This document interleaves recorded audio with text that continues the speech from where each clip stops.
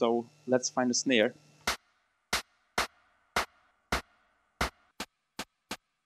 I just sample a few of these hits like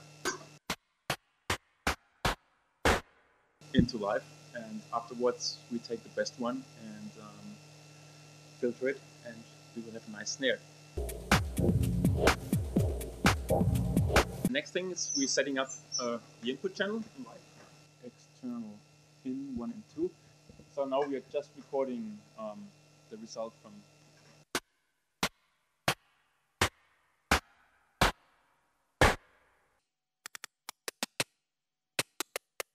So I think we have enough of these snare samples. And this blue sequence here, that's all the snare recordings I made. And now I can just go through and pick the ones I like. Let's create another MIDI track.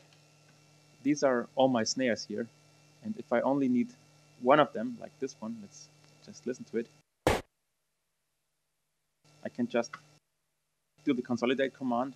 And now I have a new sound file, and this sound file just contains this one sample. And we put it right in here.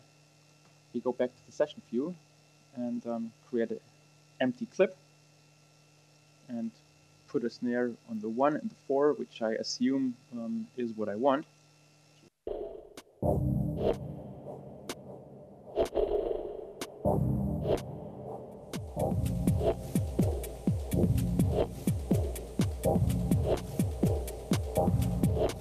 That's the basic process, but now we have to go into the details. The snare has not been cut right, so the snare is too late here. We just move the start point.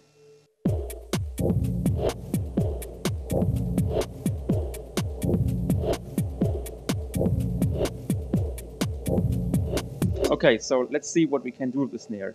Well, the most obvious thing for me is adding an EQ afterwards.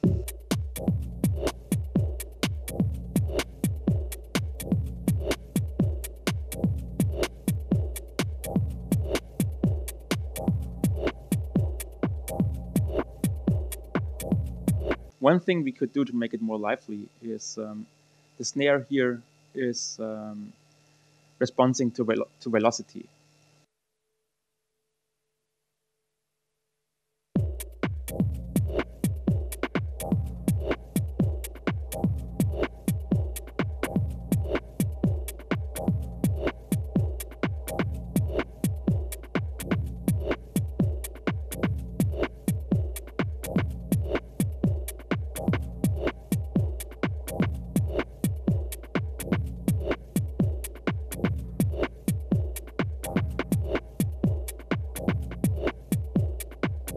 The next thing we could do is change the pitch.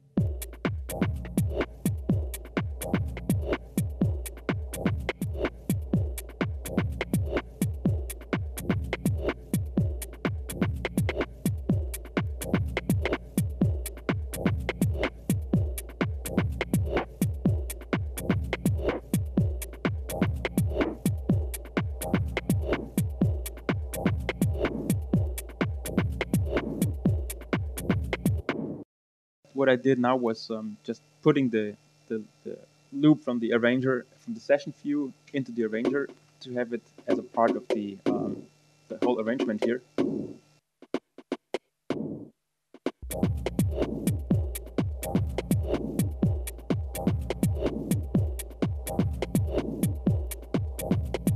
And now, typically, I just take this whole part and duplicate it and make variations.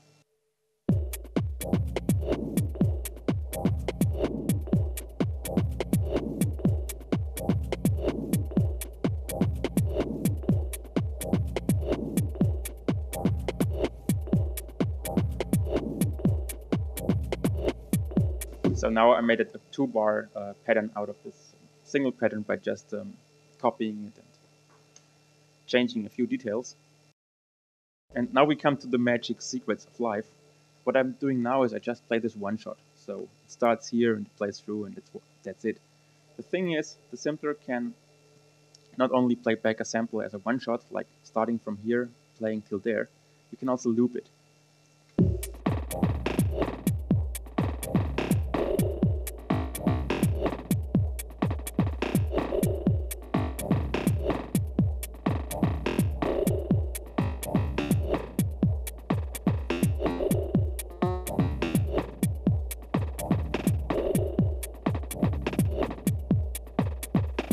And all these things I did now, like changing the start and the loop point, cannot only be done just in real time without any crackles.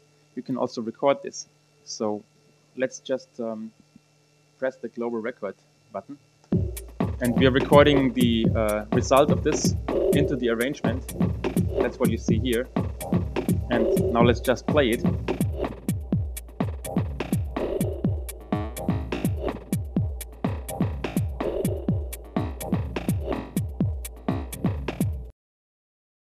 We have very simple elements like a simple looking EQ, a simple looking sampler, but the combination of the EQ plus the sampler plus the envelopes finally leads to a result which is much more complex than you would expect on the first glance. My personal belief is that if you want to achieve complex results musically, it is very essential that the tools are simple. It's like if you're a painter, your tool is a brush, and the brush is very simple. This is all very simple. If I need to have more expression, let's just add a ping pong delay afterwards.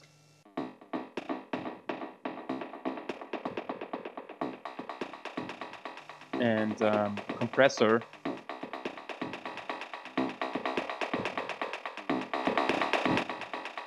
Change the filter or the pitch.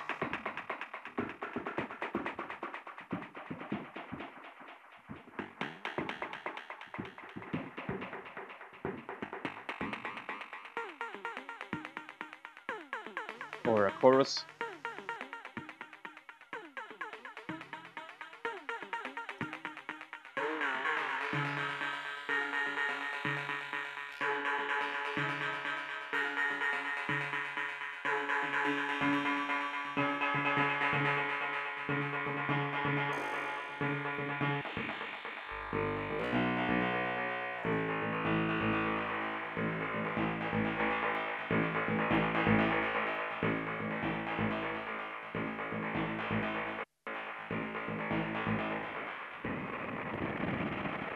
Basically, every single of these elements is very simple, and after working with it for a while, you can understand what it's doing. And the combination makes it very powerful. I mean, this little example, I think, gives you an idea of how complex things can get very short.